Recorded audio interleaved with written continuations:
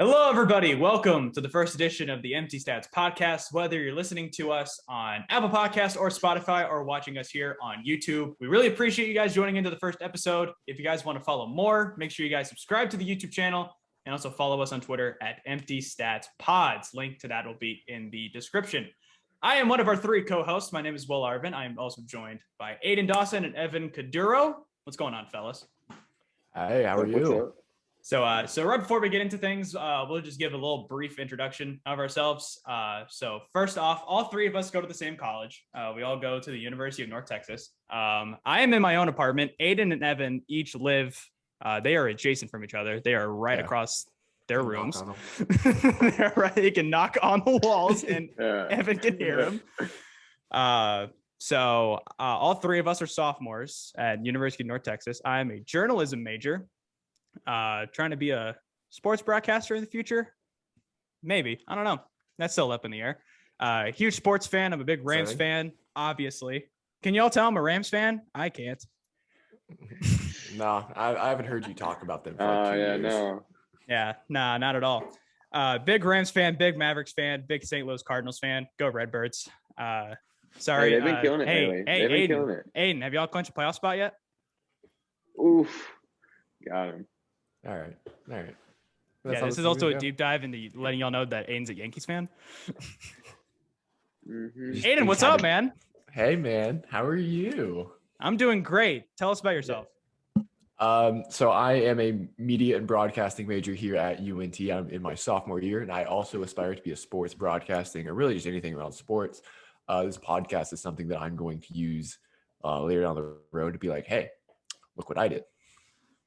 And I am a big New York Yankee fan. Giancarlo Stanton have my children. Both of them were at my apartment on Sunday when Stanton hit that home run. I've never heard somebody scream so loud in my life. I was legitimately scared. Anyway, also giant Mavericks fan. I really just love basketball in general, and I'm also a Buffalo Bills fan. New to the Bills Mafia. I'm not gonna lie. They don't for a year for a year and a half now. Let's chill out. Yeah. He's a fresh newborn Bills Mafia member. Hey man, you got to buy into the culture, don't you? Sure. All right, Evan, what you got for us? All right, guys. So my name's Evan. I'm Aiden's roommate. We grew up together too. But I'm a big sports fan. So not as big as they are though. So this should be interesting. But I'm more of a college fan. So college basketball. Along the way. Yeah, I'm college sports State represent. fan. Aiden's too. Aiden doesn't like college sports for some reason. I'm actually not a media major or anything like they are. I'm a consumer experience management. So that's like he runs the economy for us. He runs our money. Something like that. He's our brand guy. If you want to sponsor us, talk to him. Yeah, Evan's our smart guy. Yeah. Evan's our math guy. Money. Yeah, you're the tech guy. Money. I'm the media guy, and Evan's the money guy. Yeah. Go down the list. What's y'all's ranking in terms of league? I am MLB, NFL, NBA, NHL as my top four. NBA, MLB, NFL, and then who gives a fuck about hockey? That's an awful take. That's a shit take. Hot take. That's the hot take. That's a shit take. That's what it is. I'm tired of hockey slander. I would say for me, it's like NFL, MLB, NBA, and that's all I really pay attention to. Not gonna lie, and then college, of course.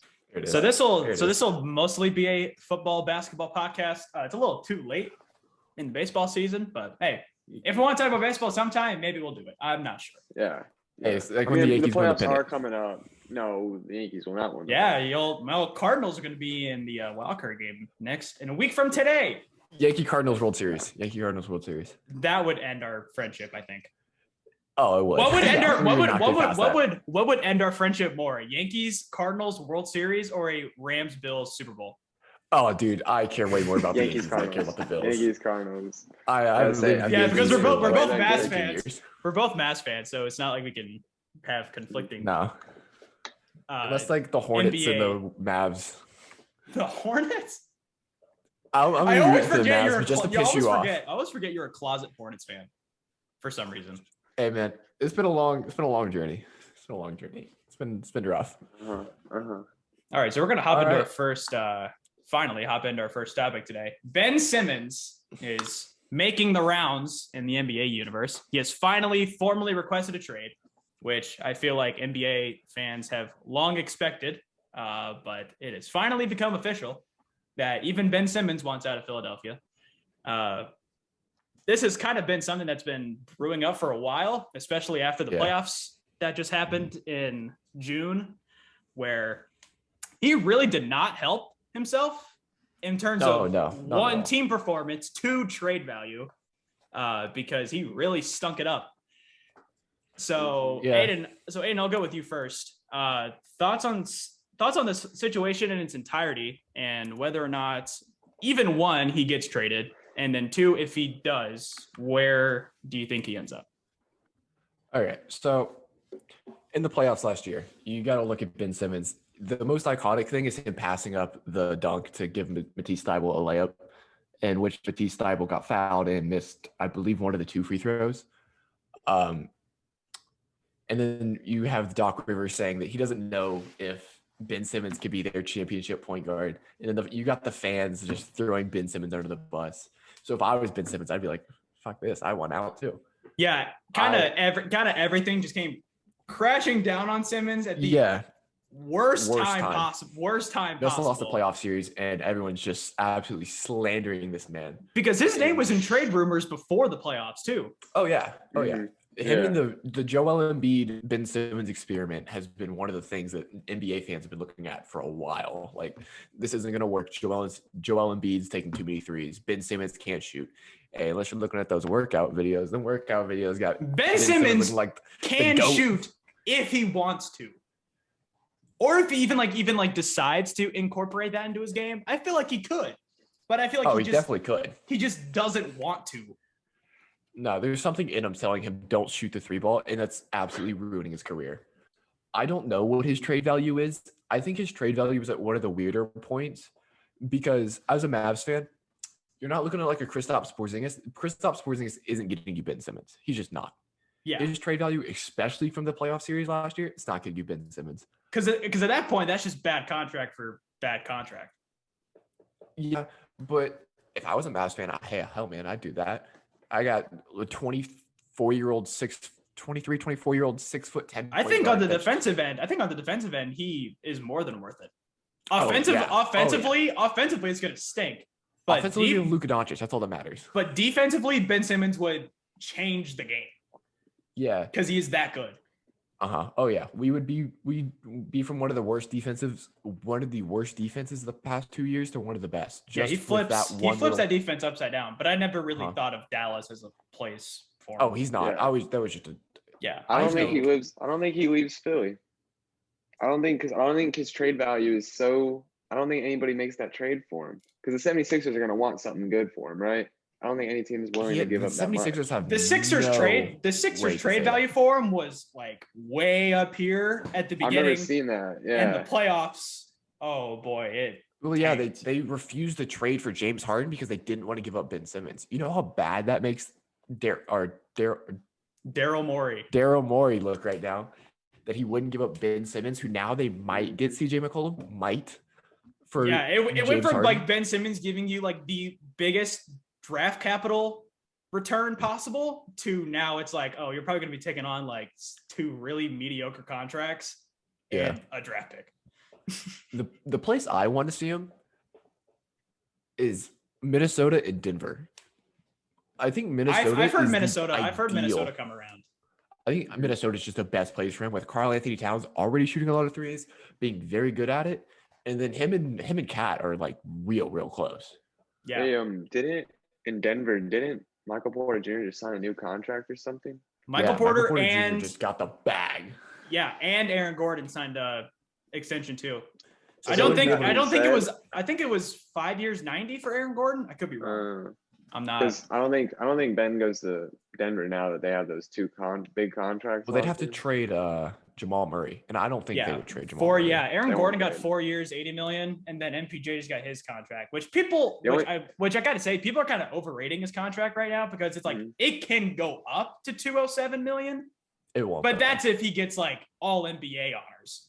Yeah. And stuff like that. Which I mean, he has the potential. He has the potential to do that. Yeah. But, I mean, there's nothing saying he can't. The Nuggets did play, I don't know, somewhat all right without Jamal Murray in the playoffs, right? He was injured. Yeah. If I remember correctly. Yeah. That's if they want to give Monte the exits. starting. That's if they want to give Monte Morris the starting role. I don't know.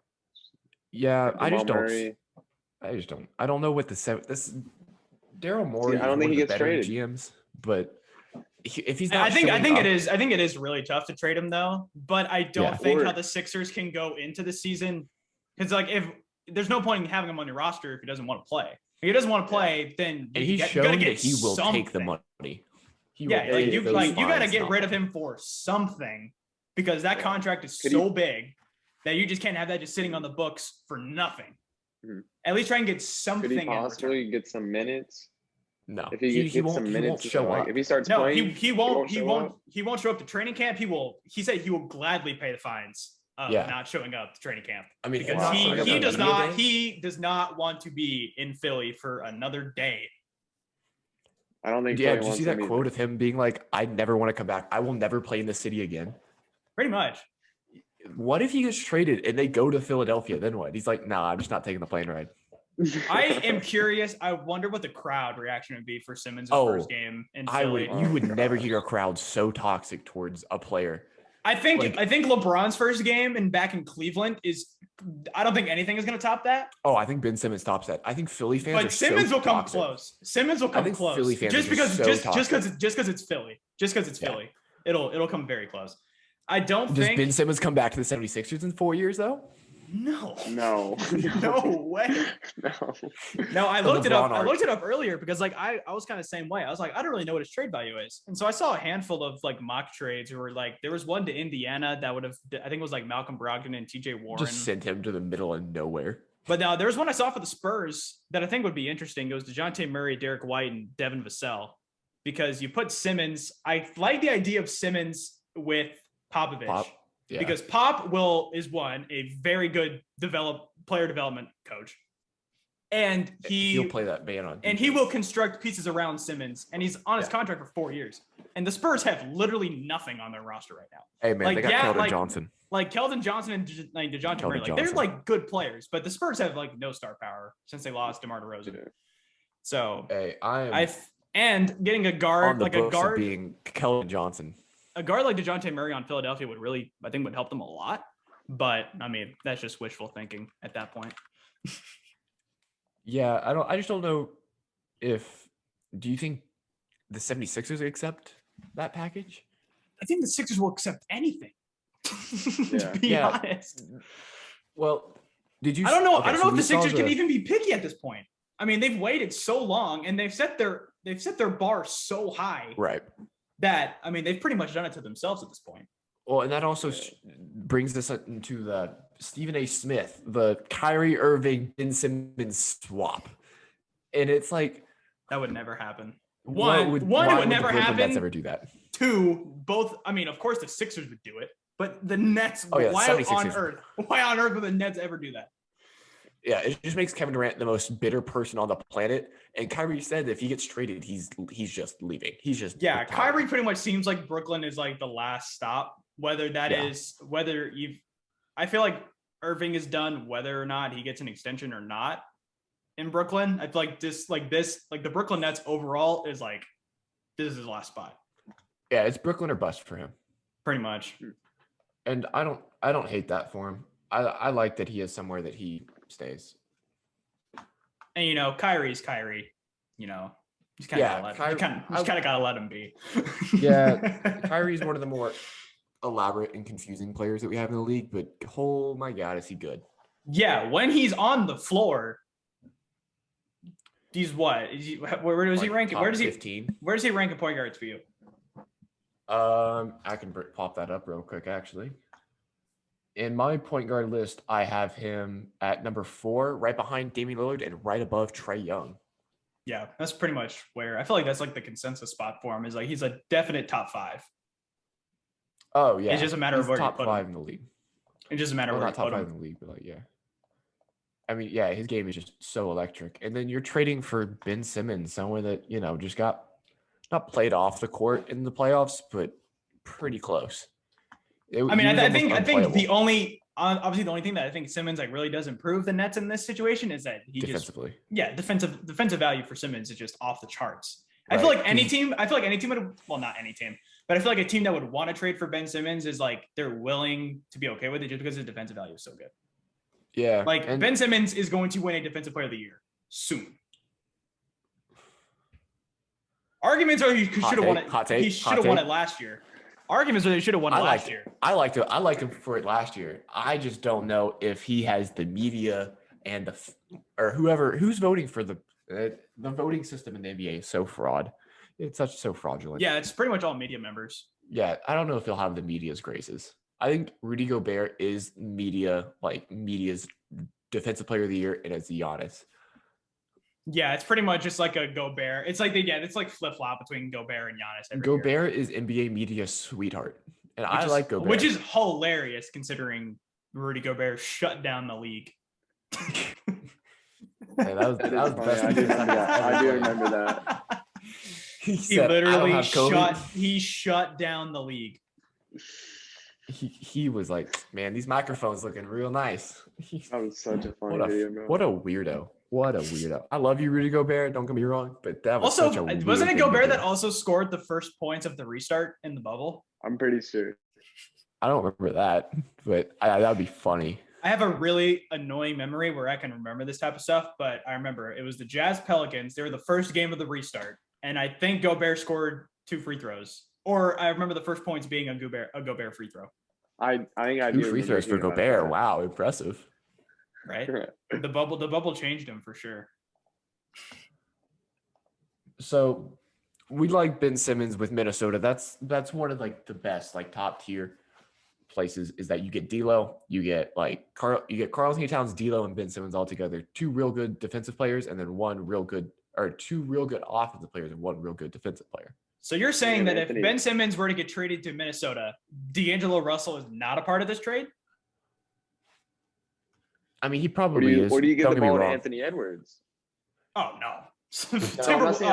I'm not saying trade him. I'm saying instead of you Russell, give him the keys? Yeah. I think Philadelphia would go into the phone call with the Timberwolves and say they want Anthony Edwards or they want D'Angelo Russell. And I say they probably get like Malik Beasley. But realistically, it probably is a D'Angelo Russell base trade. And I think so. Maybe sucks for I don't D'Lo. know how the contract. That sucks for D'Lo though. It's like, God, let that guy like play us 2 seasons in the same place. It is the fifth. Him and Philly would be so nice. Yeah, Simmons. I feel like Russell really complements that team well. Oh yeah. Oh, 100%. That makes the Philadelphia 76ers a significantly better team. In my opinion. They lose that defensive value, but they gain a lot of spacing. Speaking of Timberwolves, like they just can't seem to get anything right in terms of whether acquiring talent or not. They can acquire all the talent in the world, it seems, and it still never works. Like they got Jimmy Butler in 2017 and made the playoffs finally after that. But now they have Karl Anthony Towns, Anthony Edwards, D'Angelo Russell, and now the GM's getting fired out of the blue. Yeah, shout out to Gerson Rosas. For relations. Allegedly relations in the Timberwolves front office. Right. And Karl Anthony Towns not seem pleased. Just the classic what the fuck tweet after the news dropped. Just the classic WTF. Classic. Just a classic WTF. Does Karl Anthony Towns request a trade out of Minnesota this season? Yes or no? Evan, I'm gonna let you go first because I got something. No. I don't think he does either. But I feel like this is gonna be like a Bradley Beal situation where everyone's like, Yo, come Free on. Cat. Let's get Cat out of Minnesota, where it's like, I feel like Cat legitimately wants to build something in Minnesota, He but does. it just like everything goes wrong. But I think it's because I think- that's just Minnesota sports in general. Yeah, that's They true. just got bad luck. So I think the Ben Simmons trade is what keeps him with Minnesota. I think that Ben Simmons keeps Cat happy. Even if it doesn't work out, it shows that the GM and the front office is able to get what Karl-Anthony Towns want. And what Karl-Anthony Towns want is talent, and Ben Simmons is talent. I think if we do see Ben Simmons traded, which we have to, there's no way.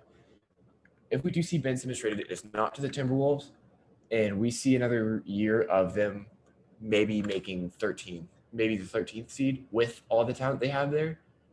Like upper echelon. It's just going to be another the sub season seed. of D'Lo, Cat, and Appointment. Anthony Edwards putting up numbers for them to win like 24 games. Right. And I say if we see another year of that, then we really start to see that traction of free Cat. And I think Cat is like the next big star, like upper echelon NBA player that we see request a trade. And it's not because he doesn't want to be there. It's very apparent that Karl-Anthony Towns loves Minnesota. He wants to win there. He just can't. He just can't. Yeah, and like they even and they tried to build a team around him. Like They have for years. Like the talent, like D'Lo, Anthony Edwards, Malik Beasley, Jaden McDaniels. Like the Timberwolves have solid players on their team. They just never seem to put it together. And even when they had like Wiggins was coming out. Maple Jordan. He was called They Maple Jordan. got Cat and Wiggins in back-to-back years. I know they didn't pick Wiggins, of course, but they got him in the love They trade. traded for him, And then they right. got Cat number 1 the next year. And those two right there should be enough to, like, allegedly, we all know how Wiggins turned out, which, you know, is a mediocre to above mediocre NBA player. And But I wouldn't there say he was talent there. I wouldn't say he's an empty stats guy, Andrew Wiggins. I call that. You know, Nice.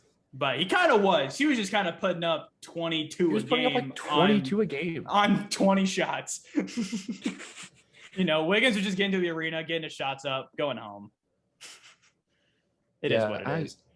I think that Karl-Anthony Towns not experienced, but he's like top 5 centers in the league, no matter who you ask, unless it's Kendrick Perkins, which you ask Kendrick Perkins who his top 5 centers are.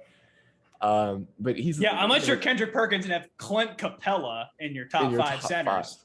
God, but Karl-Anthony Towns is a clear 3 through 5 NBA center, and to see him not have a winning season or not a real winning season where it's like they're competitive for maybe the second or third round of the playoffs, it's just kind of hard to see. It's hard to see because Karl-Anthony Towns seems like such a good guy.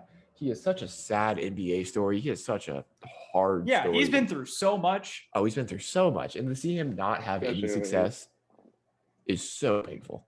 Yeah, that SI article the other day, that was very eye-opening. Speaking of struggling franchises, that brings us to our favorite NBA team. Our beloved. The Dallas Mavericks. Our beloved Dallas Mavericks, who have last year was a roller coaster of emotions from being like the 12th seed in the West, like 9-14, if I remember correctly, wanting to be super depressed after every game.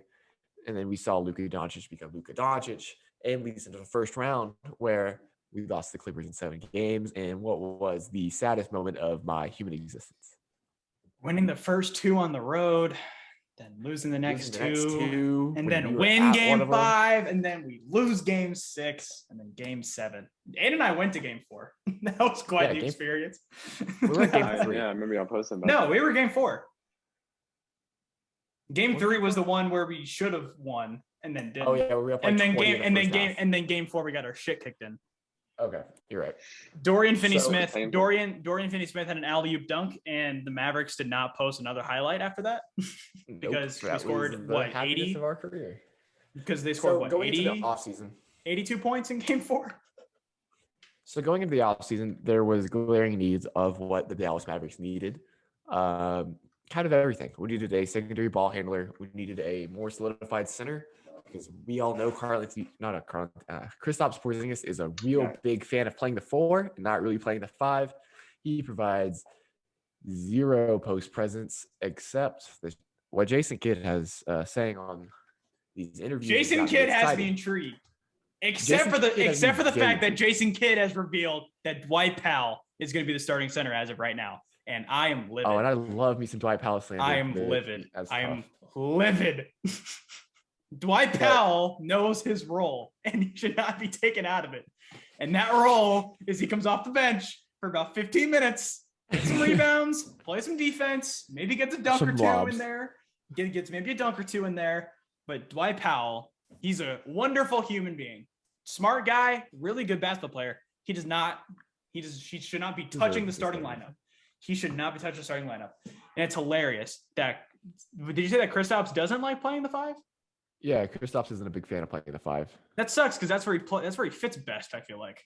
It is. And that's the same with Anthony Davis and with the Lakers. Anthony Davis doesn't like playing the 5, but he this year said, I will play the 5 because he knows that team needs him to play the 5.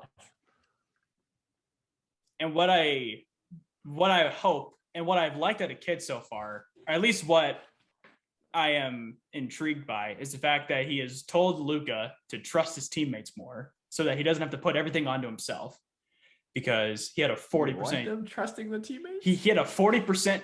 Well, we don't need Luka with a 40% usage rate in the playoffs. That is mostly why we lost. Hey man, we might. I mean, unless worst comes to worst, then that should be the case. But we're paying a lot of money for people to do their job. Like True. Tim Hardaway Jr. Please. And Tim on a hot streak is the best player in the NBA. Tim on a cold streak is the worst. But I will say, NBA. Reggie Bullock is a massive upgrade over Josh Richardson. Oh, extremely. 11 points per game last year. He's played about 60 games for the Knicks last year. I think it was close to the most games he's played in the season. And he started the majority of them. And he averaged 11 points per game, went 44, 41, 91 percentage-wise in 30 minutes per game, had a 60% total true shooting percentage, and he's getting paid like $10 million a year. That's a bargain, I feel like. That's a very good contract. For what Bullock provides in terms of shooting and defensively. So I think I was very excited about Josh Richardson, and I ended up being proved very wrong. Oh, Josh Richardson might be the worst Maverick of all time, but I got to sit there and watch Rajon Rondo. And don't even bring up Rajon Rondo. He does not deserve to be mentioned in the same stratosphere as Josh Richardson. Rajon Rondo is here. Richardson is like here. Like Richardson was like, he ended up being a bench guy towards the end. But like Rondo was supposed to be the guy. And he just wasn't. Yeah, we traded Jay Crowder for him. And you know who else? You know who we got? You know who we got in that Rajon Rondo trade? Dwight Powell. Dwight Powell, baby. He's still riding with us. Unfortunately. Oh man. But no, I am very excited about Reggie Bullock. And just the assets in general, I really like. I think Sterling Brown is going to be a nice pickup for us. Moses Brown. Yeah, Sterling Brown kind of came out of nowhere for me. I did not have my eyes on him at all. I was not looking for our Sterling Brown minutes, but now I'm looking forward to some Sterling Brown and Moses Brown. I don't know how much Moses Brown is going to play. I think it's going to. I hope he plays quite a bit. Yeah, but I feel like it's going to take a little. I feel like it's going to take a little bit for him to like ease into the rotation. Like I don't think he's going to be like an immediate bench guy. I think that's going to be like Willie Cauley-Stein, and we'll go from there. I'd rather see Moses Brown play than Willie Cauley-Stein, but that's just me. And since we've brought in Tyson Chandler to our coaching staff, that's got me a little intrigued. Shout out Tyson Chandler, man. That dude's gonna change. This dude's gonna fix our centers. Hopefully. I didn't even know he was on the coaching staff. Not gonna lie. I found that out yesterday. Yeah, you see that he's gonna sign a 10-day. He might sign a 10-day like NBA contract with the Mavericks. Why would he do that? I don't know. Or why would we do that? It should be if someone gets injured, he just hops right in. He takes off that suit and just throws on his good old jersey and just clamps up. Puts that number 6 back on. Yep. Bro, He would get imagine. cooked. I love Tyson Chandler, but Cooked. oh my God, he'd get cooked. What's hilarious is that I think Tyson Chandler was playing with the Suns when Luka made his NBA debut. I could be wrong on that, Was he but with the Suns or with the Rockets? both. I think he got traded to the Hot take. I think he got traded to the Rockets. I could be wrong though. I might think be because I I'm remember wrong him on all the the Rockets time. and I remember him on the Suns. I just don't know which one was which. I remember he was on the Suns and no, he was on the Lakers when Luka debuted. Actually, Gotcha. yeah, but So the highlight of the offseason for Dallas Mavericks fans was the firing of Carlos Voulgaris, that asshole. He is let's out of the front office. go. We no longer That have man a was gambler. single-handedly trying to ruin our franchise, and he's Yep. out. And shout out to Tim Cato for completely breaking up. Shout out Tim Cato, man. One, fantastic writer, just point blank, fantastic writer for The Athletic.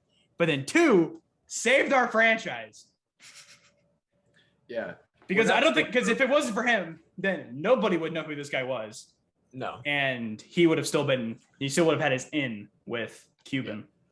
I remember when that story broke, I was like, oh no, this Mavs team is going under.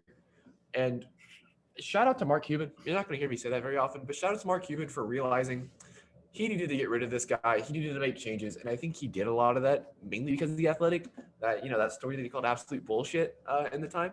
I think he realized, hey, we're going to get a lot of backlash from players and fans and media.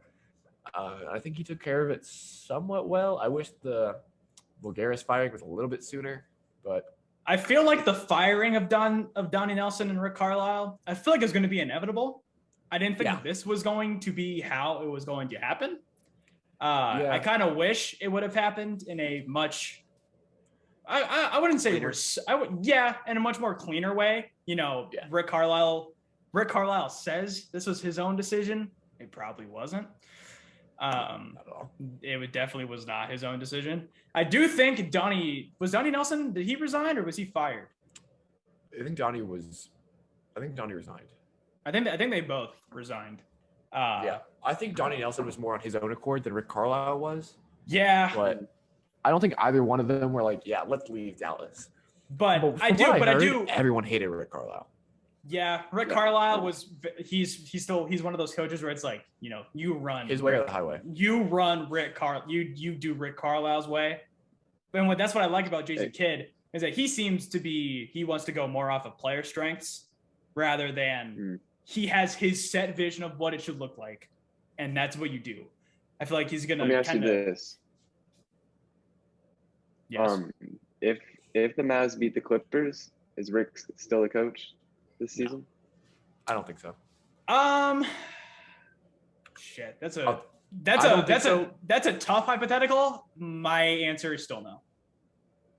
I think no matter what, I think this was Rick Carlisle last year because him and Luka very clearly had tension when Carlisle called that timeout when the Mavs were on that little run, and Luka was very, very upset by that.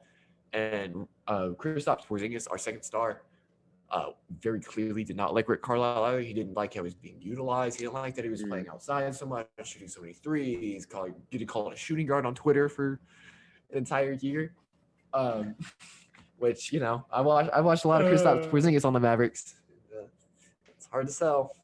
Yeah, I feel like the Rick Carlisle firing was inevitable just because since Luka's extension was starting to kick up and Mark Cuban knew that he kind of had to do whatever it took to make sure that Luka was going to be our guy, and letting Rick Carlisle go was pretty much the main part of that. So yeah. I think it would have been inevitable either way. What do you think, Evan? You think he stays? You think he goes? I think if they make it to the Western Conference Final, he would have stayed. I didn't really know about the tension. Who did the Clippers beat in the second round? Was it the Jazz? It was the Jazz. I didn't think the Clippers were going to beat the Jazz. I know the Mavericks weren't going to beat the Jazz. I love Luka, but that was too much for him to do. But I do like what we have now. better than Carlisle though. So I like our new regime better than our old one. Yeah, I'm glad that we just like Rick Carl was just flat out gone in the offseason rather than him coming into the season as the coach and him being on the hot seat all year and having that hovering over our head for the entire first half of the season. So I'm glad that we're going into the season. New GM, new coach, no Bob. Right. But even then, like the coach, is Jason Kidd really who you wanted? Oh, no, not at all. Jason Kidd is not. It's shocking. Jason Kidd was probably the last guy in my head who I wanted. But I was really wanting Mosley. Just because I knew that Luka liked him. He was an internal pick. Everybody was kind of comfortable with him already. But then also, I guess people could be comfortable with Jason Kidd since he's been around for a long time. I think another thing we don't really know too much about is I think internally it was probably talks between Cuban, Luka, and everybody else about who do they want. And so they could have all been consensus Jason Kidd. They could have been split. But I think at the end of the day, everybody's happy right now with that pick. I think that's the best thing we can ask for.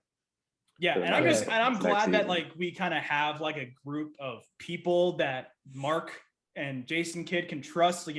Michael Finley's an advisor, Dirk is an advisor, Nico Harrison is a 2011 Mavericks roster is now JJ Barea is going to get a coaching gig with us at somehow. So it's like we're pretty much just getting Jason Kidd like his guys. That's like he's coming forward and that he can trust. So plus you also got to move from the fans, like seeing Dirk is he going to be at every Mavs game now? Like is he going to be on the bench? Probably not everyone, but he's probably going to be at more than he was. I think that's going to be another thing that draws more people in and more people to pay attention. Yeah, but the Jason Kidd hiring was just such a controversial pick because of his past, because of the abuse that he had in his past, which I don't want to talk about a lot because I don't want to put words in Jason Kidd's mouth. I might because I don't know the guy. And also Jason Kidd's past as a head coach in the NBA too. Right, when he was with Milwaukee, the Bucks. Him and Giannis Bucks and Nets too, because he was the Nets coach when they first got to Brooklyn. Hey man, if he's hiring those bump me so I can drop my drink tactics, I like our chances. That free timeout.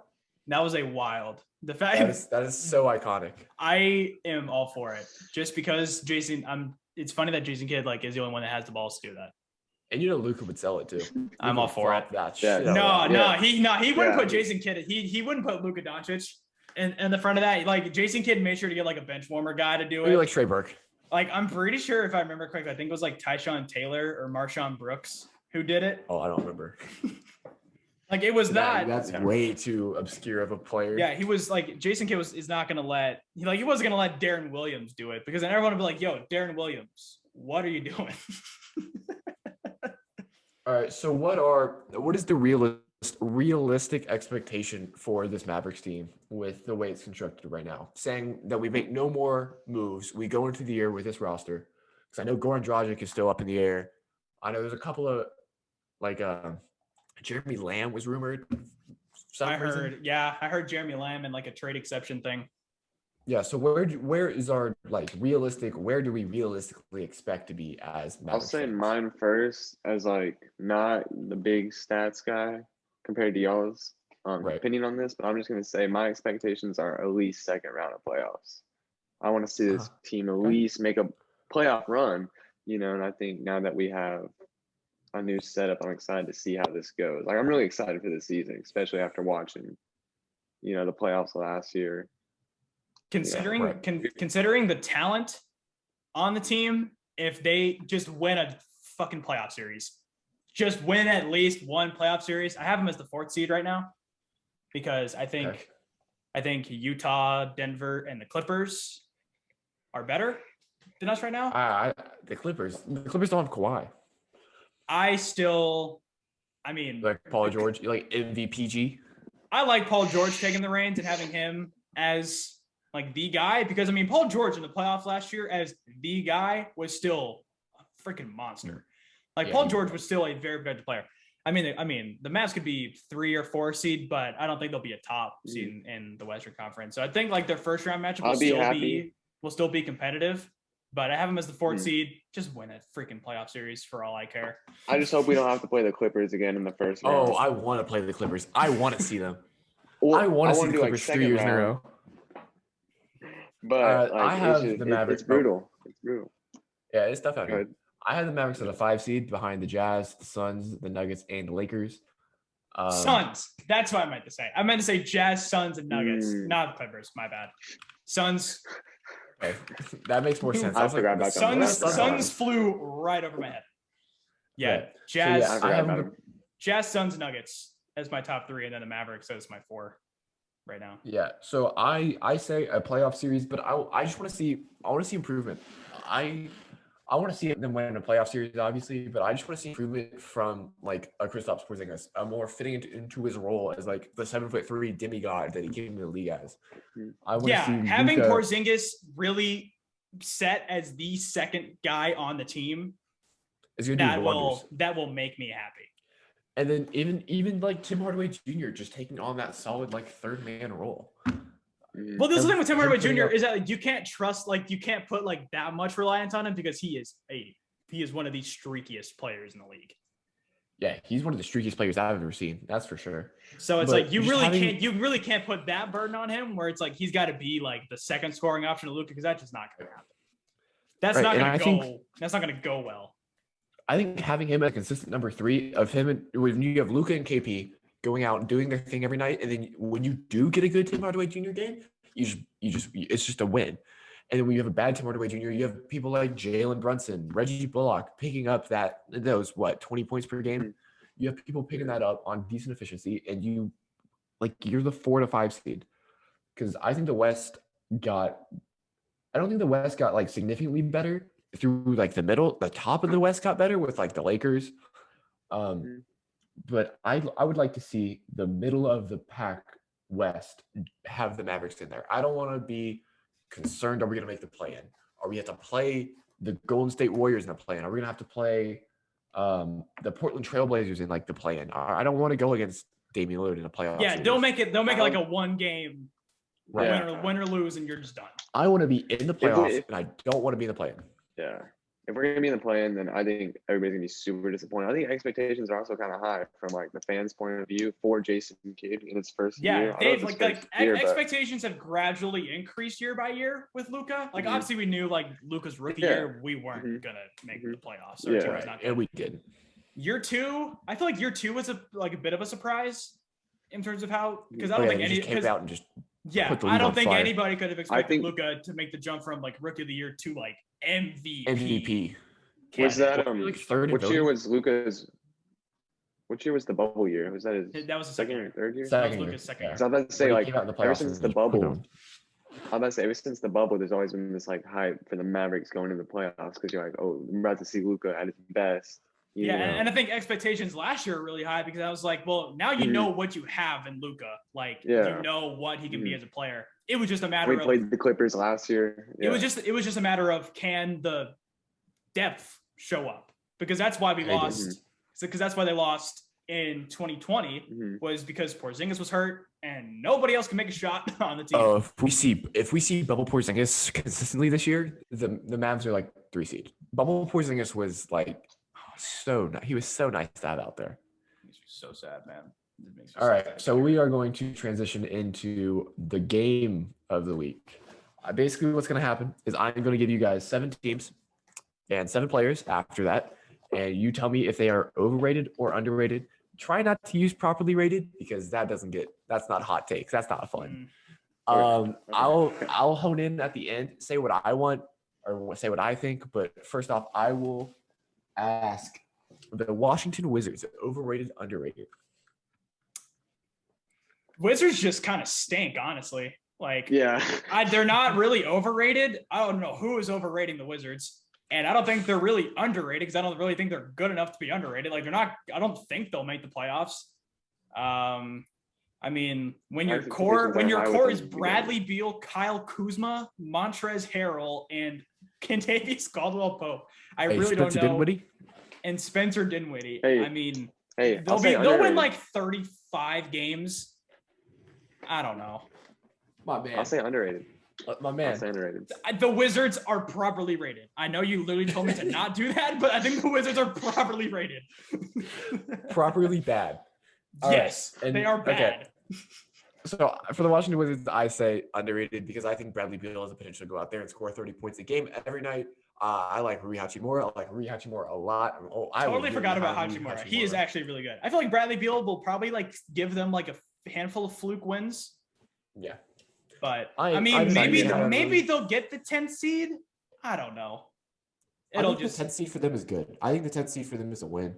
I'd like another year of Denny Avdija, even though he was pretty mediocre to bad his rookie season. And he got hurt too. Yeah, so. And even when he was playing, he wasn't great. I don't think they're going to do anything, but I'll go underrated just because they have two real young players that I like, and they have Bradley Beal. Next up, my closet team, the Charlotte Hornets. Underrated. Underrated. I think the Hornets are underrated. Oh man, I feel like the Hornets have a lot more potential than people give them for. Like they had a very good draft. They got lucky. Oh yeah, best draft. They got lucky with the draft with Boak Knight, Kai Jones. The Hornets got what I think they needed in the offseason. And Kelly Oubre on like a 1 year just prove it deal. Like I feel like it's a very low risk, high reward deal with Kelly Oubre. And then like Mason, and then people love to clown on Mason Plumlee, but like dude was putting up triple doubles in Detroit last year. Like Mason Plumlee kind of has some games. Mason Plumlee. Let's not put a whole lot of weight than what they were doing in Detroit. That's empty stats. Mason Plumlee is giving you better value than Cody Zeller. That's true. Hey, don't ever disrespect Cody Zeller. And then another year, LaMelo Ball. Miles Bridges is a freak of nature. Yep. PJ Washington, if he's not shout out depressed. PJ. Shout out PJ. Big Blue Nation, baby. I love you, PJ Washington. Just pull through. We're rooting for you. We're rooting for you, PJ. Minnesota Timberwolves, as previously mentioned. With the roster they have now, underrated, I think. Yeah, I think underrated. I agree. Number 4, we're going into the San Antonio Spurs. I think I don't think they're good, but I think they're underrated because people are doubting them too much, I think. Where it's like, I mean, they're not going to be good, but I don't think they're going to be as bad as people think. Right. I have Keldon Johnson as the all-star this year and the most improved player. Hot take. But I really high on Keldon Johnson, so I'm saying underrated as well. Scorching hot take.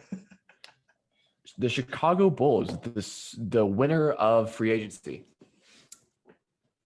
I'd say, I don't know. I don't think they're really overrated, so I'd say underrated. I don't think anybody's really overrating them that much. I feel like people are like, they're properly rating them as like a. I've seen them like second seed in the East. Okay, well, I don't know. I think they're overrated. I don't know who's doing that. I see the Bulls as like a 5-6 in the East. I see the Bulls just not really doing it too much. Like I feel like people expect like a good team, but I feel like it's not going to work well the first year. I feel like it's going to surprise a lot of people. I have them as behind the Nets, the Bucks, the Miami Heat, the 76ers, and then I have the Chicago Bulls. I have them above the Celtics. I don't think a lot of people are doing that. I think a lot of people have them as like the 6th seed. So I'm going to say underrated just because I'm really high on Lonzo Ball coming into the year. I'm really high on even like Thaddeus Young. Thaddeus Young will put up some stats in like Thaddeus 15 Young, Vucevic, 15 minutes. And then DeMar DeRozan has been one of my favorite players in the league for a little while. So I'm really excited to see him in a playoff atmosphere. Number 6. Hey, shout out Warriors. Shout out Thaddeus Young for people kind of forget Thaddeus Young is in the same company as Magic Johnson, Larry Bird, Michael Jordan, and LeBron. Players with 800 games to average 13.5 points, 5.9 rebounds, 1.4 steals on 49% from the field and 30% from 3. So that's my Thaddeus Young will give you numbers.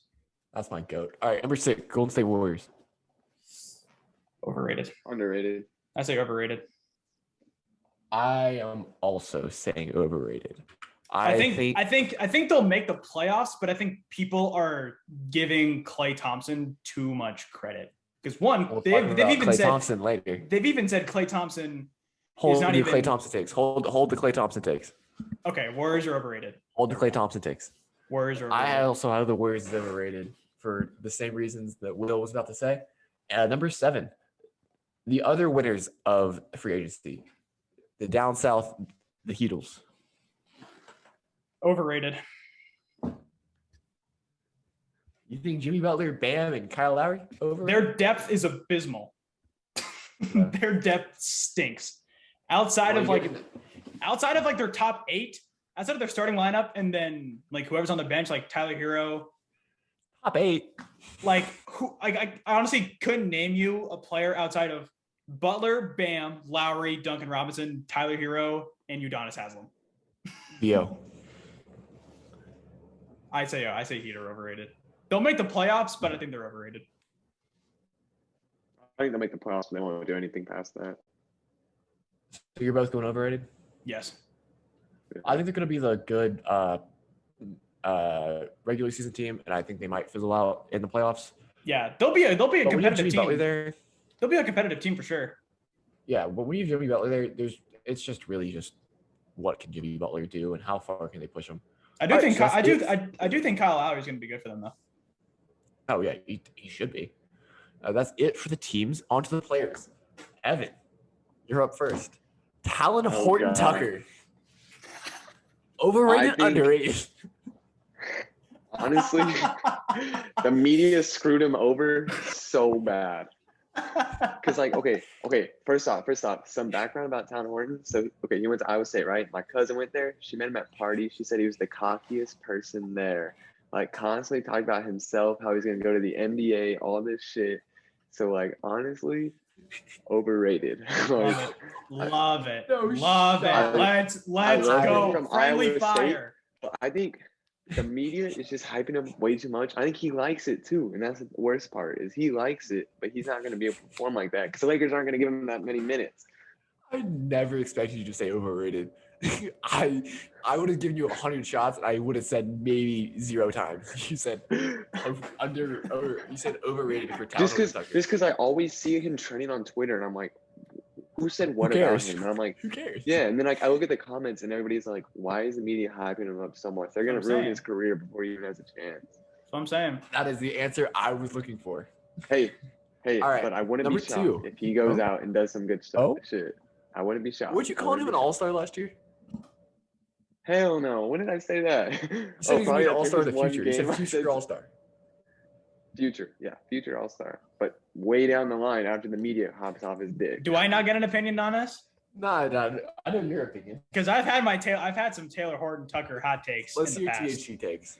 Well, one, I knew he was going to be doomed from the start when last year in the preseason, Jay Williams said that the Lakers were better than the Bucks or were the title favorites because Taylor Horton Tucker was put up 25 in a preseason game. I knew he was doomed from the start. And I was like, oh great, we have another Alex Caruso on our hands, who I also was also so mad about because I was like, all right, everybody's just hyping up. Like I remember Bleacher Report Alex Caruso was coming off the bench at the time and he was averaging like 6 points and like 2 assists a game. And they're like undefeated when he comes off the bench. They're like difference maker. Efficiency. Alex Caruso is a difference maker. And I'm like, all right, no, he's not. So we can just slow the roll there. But I will say that Taylor Horton Tucker will be so overrated that he will become underrated. I think one of the biggest shocking things, this is if he plays enough. If he plays enough, I think that'll happen. But I also don't think he gets enough minutes. All right, what if he lives up? What if he lives up to all the media expectations? Like, what if? Like, that'd be hilarious. If Alex Tucker is an all-star this year, I will give both of y'all $20. Clip it. Alex Caruso ended up getting a bag from Chicago, so clearly ended up working somehow. All right, number 2, Ben Simmons. Overrated.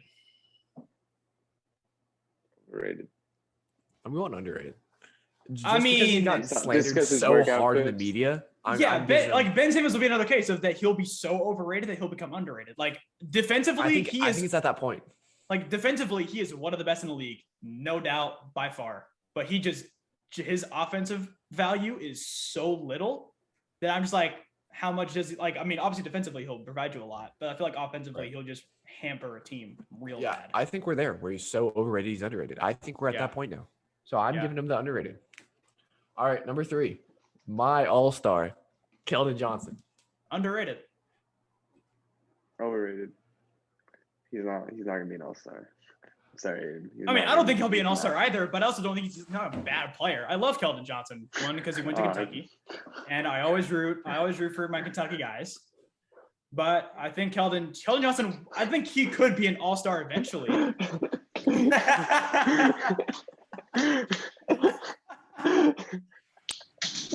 Oh man, that's funny. That's funny. I mean, I maybe think you're overrating Keldon Johnson. I am. Don't get me wrong, but in the media in like NBA, he's definitely underrated. Yeah, I think he's an underrated player. Number 4, one of the most polarizing players in the NBA, Russell Westbrook. Underrated. I'm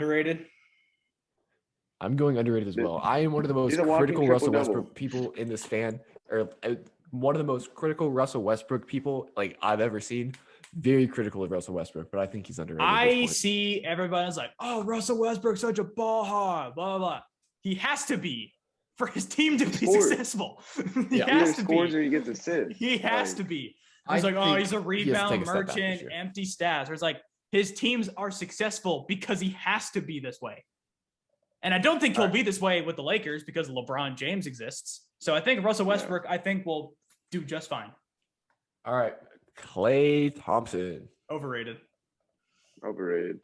I'm also. There's no way he's gonna be as aggressive as he used to be. Klay Thompson is my favorite player, like one of my favorite. He's like top 5 favorite players in the league for me.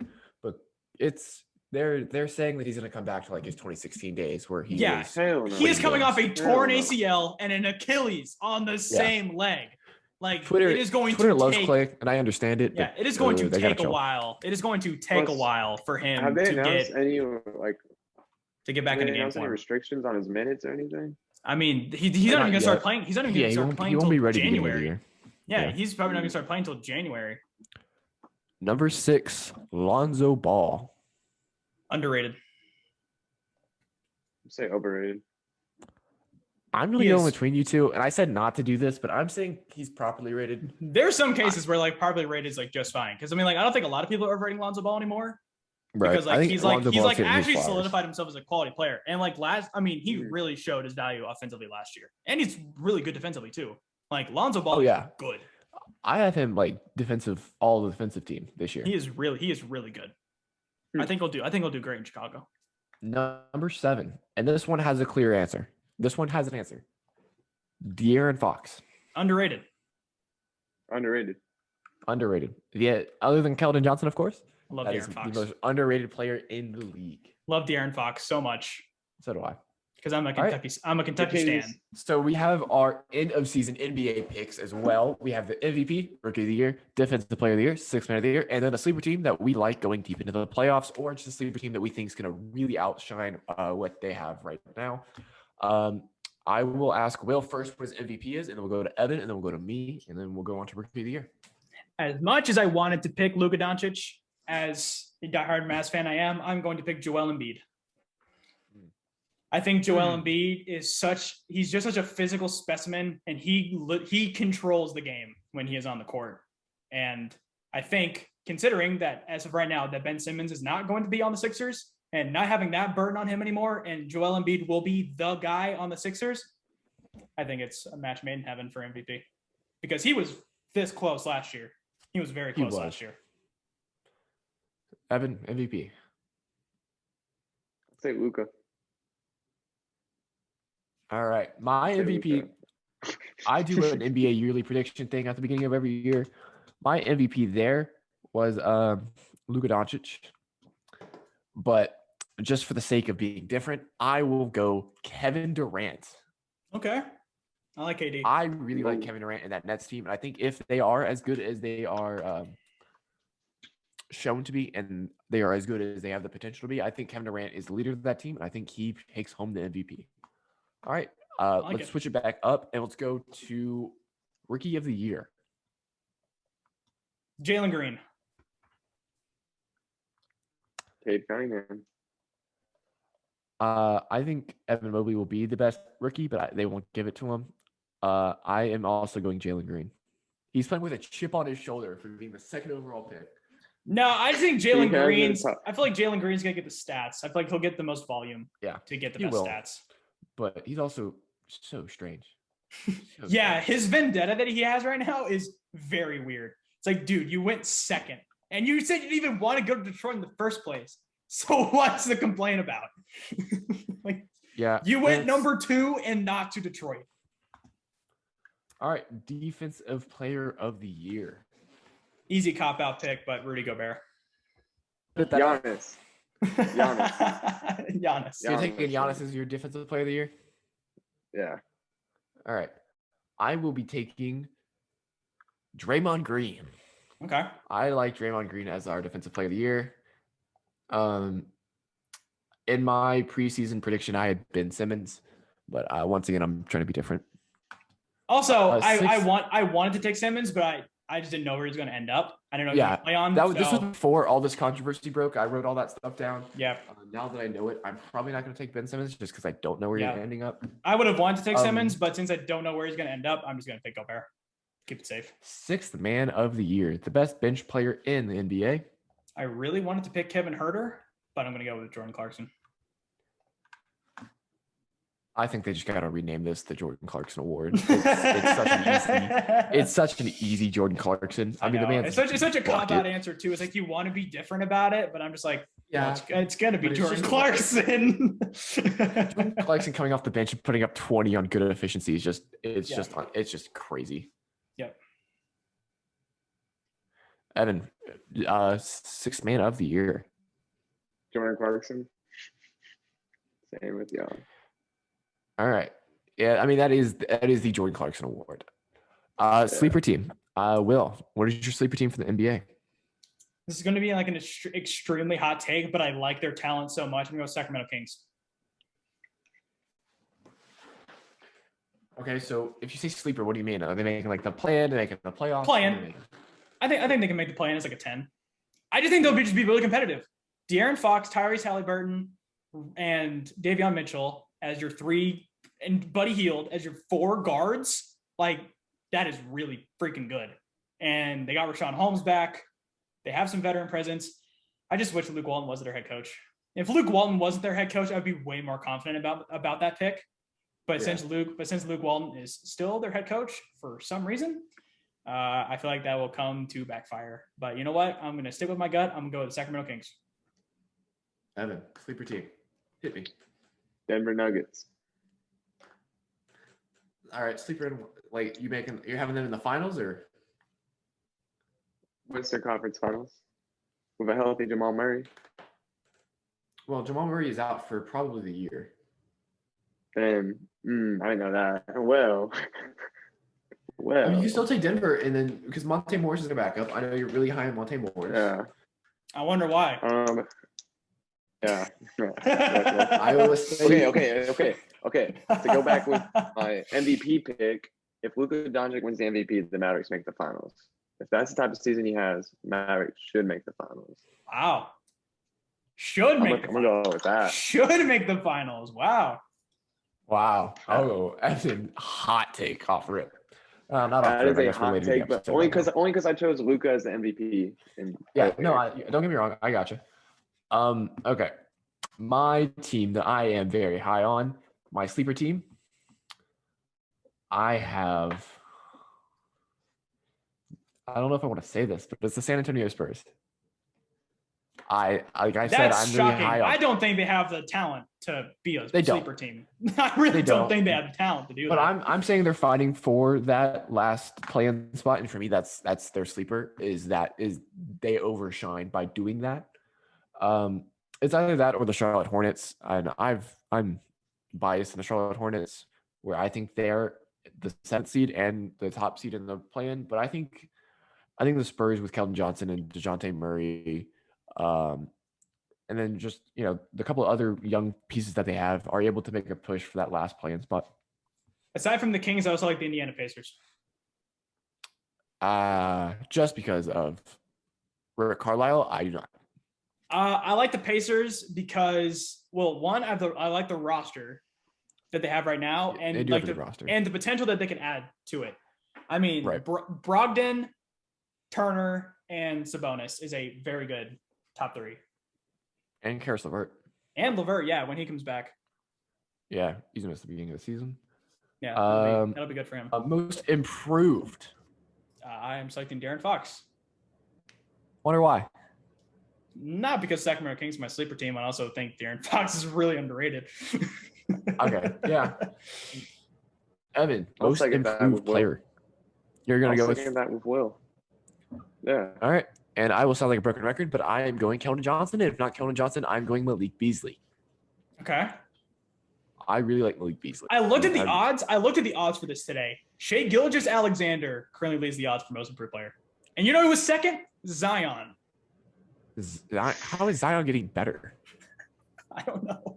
I don't know how you can get better from what Zion was Zion did putting up like last year. 70% from the field. What? He was an all-star and shot. He made every field goal. Are they saying he's going MVP? Most improved. MVP race? Most improved. I know, but if he's going MIP, is he going MVP? I guess. I have no idea. Hold on. Let me make sure I got these. Make sure I got these odds. Or I don't know those how. Two are wild. I do not know how trustworthy VegasInsider.com is, but they currently have Shai Gilgeous-Alexander and Zion Williamson tied at plus 700 for most improved player, and then Michael Porter Jr. at plus 750. And you know who's number 4? Kevin Porter Jr. I feel like Kevin Porter Jr. is way too much. I feel like that's an obvious pick. Yeah. But I also feel like that's a risky pick that. too. I feel like it's a risky pick too. I feel like everybody's like, "Oh, this is going to be the breakout of Kevin Porter Jr." But he could also get suspended, and no one would be surprised. He could. Yeah, you just don't know what you're going to get out of him. I do think if he when he does play, he's going to be very productive because I like the Rockets in terms of youth. They have really good talent. They have a lot of good assets that they can build around. I think the Rockets have done a lot better job than people give them credit for. I do too. Yeah. Let's switch over to the gridiron, to the NFL, and we'll start out with our weekly pick'ems. Starting out Thursday Night Football, we have the Jacksonville Jaguars traveling to Cincinnati to play Joe Burrow and the Bengals. Who do you guys got? This game is so gross, but got to be Bengals. I am also taking the Bengals. I think the Bengals come out and put the Jags at 0-4. All right. Bengals gonna be out here a sneaky 3-1 through 4 weeks. Yeah. Crazy. That's crazy. Yeah, a lot of teams start. A lot of teams start 3-1. Titans and Jets. Real polarizing game. The only question is how much are the Titans going to win by? Like, 22. are the Titans going to cover? I don't even know what the spread is, but I would love to know what the spread is, just so I know. I'm also taking the Titans. The Titans are only a touchdown favorite in this game, which I could kind of understand because Julio and AJ Brown both might not play. But if Julio doesn't play, my fantasy team's screwed. But it's still the Jets. It's still the Jets, and it's Derrick Henry. Derrick Henry's about to run for like 400 yards. Shout out to Evan's fantasy team. I have the Tannehill, Derrick Henry, and Julio Jones trio on my dynasty league. You're excited for this week. On my dynasty league team, I am ecstatic. If Julio can play, if Julio can go. So we got Chiefs at Eagles. It's my hot take. Eagles win it because. All right, you ready? So, the Chiefs defense is playing god awful right now, and Eagles O line is trash. So Hurts is gonna run the ball like hell, or he's gonna make passes like Patrick Mahomes, like those lucky passes where he's scrambling. Patrick Mahomes lucky pass, clip it. Everybody's downstairs, like not downstairs, but in the secondaries, all confused, and Devontae Smith or someone else just slips out open. They move the field a little bit. It's gonna be a close game, but I think Eagles come out on top. I think the Chiefs. I don't think the Chiefs win by a landslide, but Chiefs win. I think Chiefs win too. Pretty easily. All right, and we got Cowboys, Panthers, undefeated Panthers, by the way. Cowboys. I'm also taking the Cowboys. I think. I know. I just said the Eagles were good, but like Cowboys defense is hot right now, and the Panthers won't have Christian McCaffrey, and I think this will be a real test to see if Sam Darnold is like a quality quarterback for the Panthers or not. But I think it'll be a fun game. I think the Cowboys win. Yeah.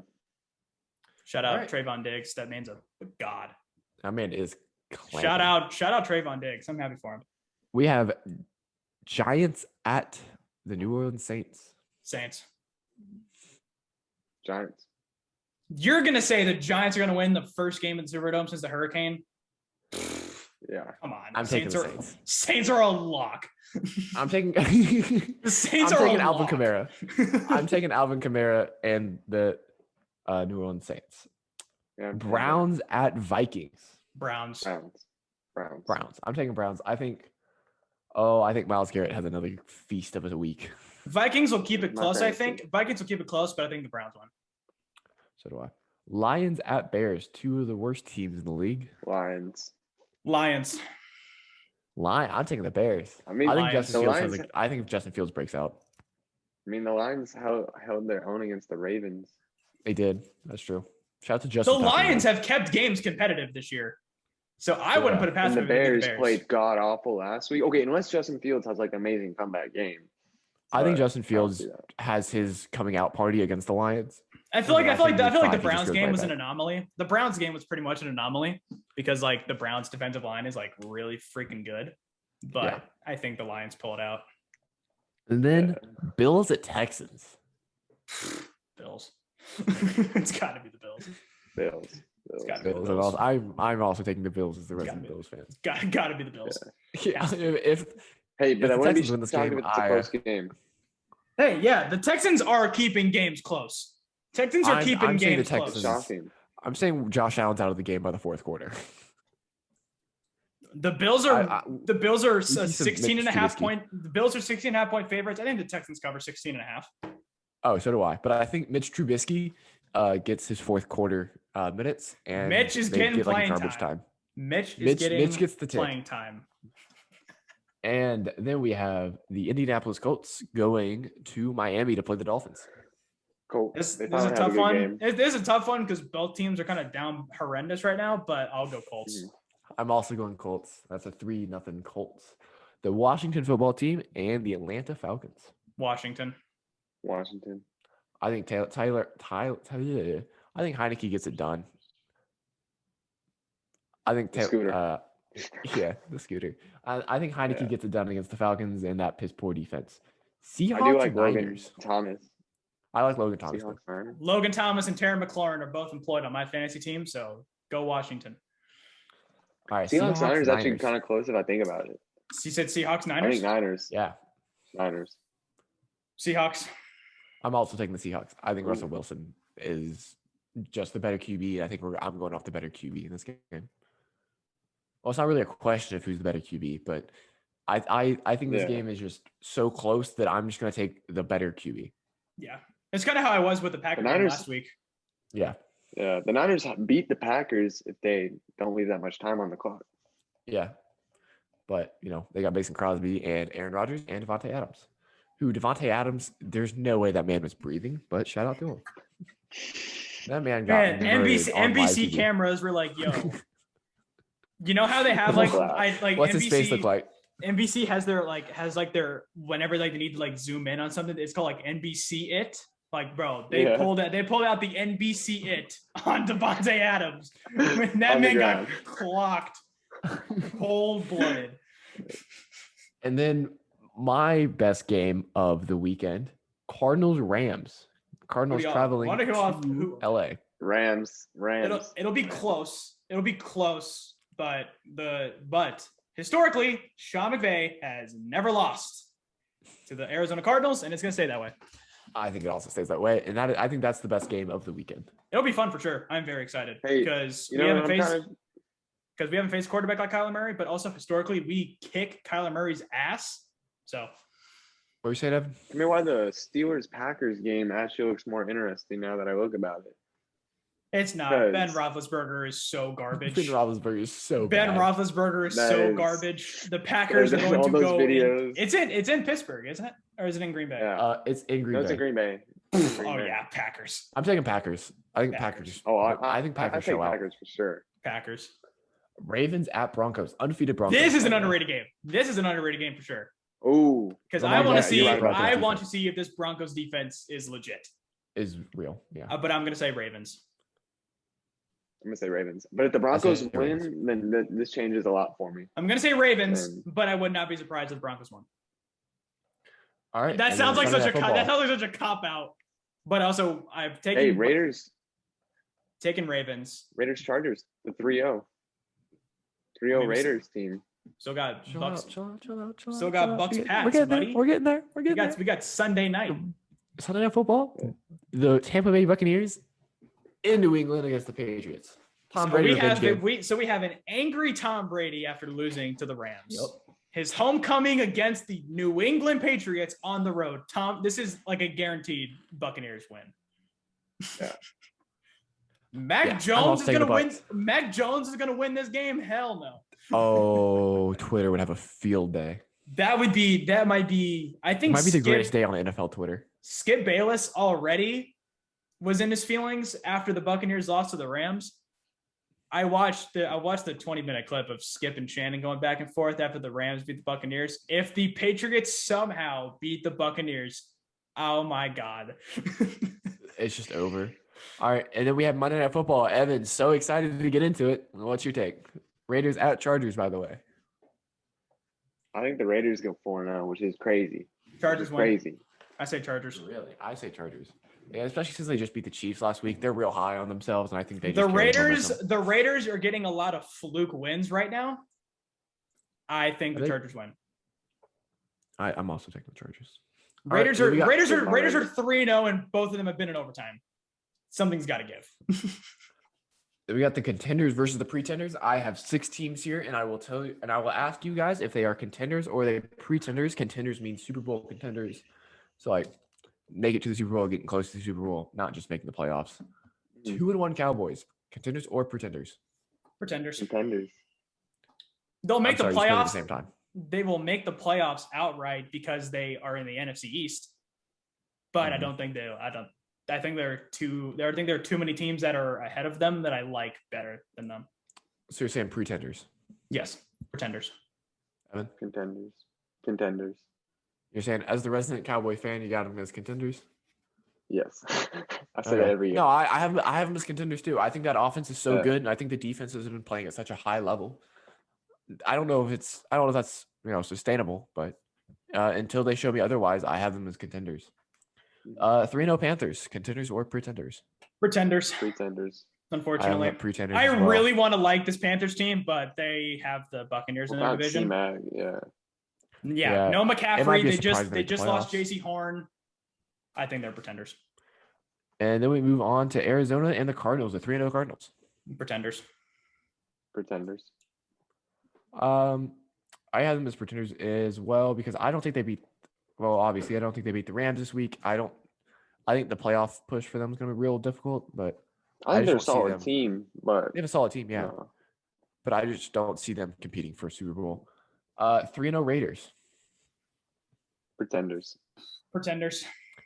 I see them winning this week, but I see them falling off this little high. If they win this week, I might change my stance on them because I think the Chargers are the significantly better team, but we'll see.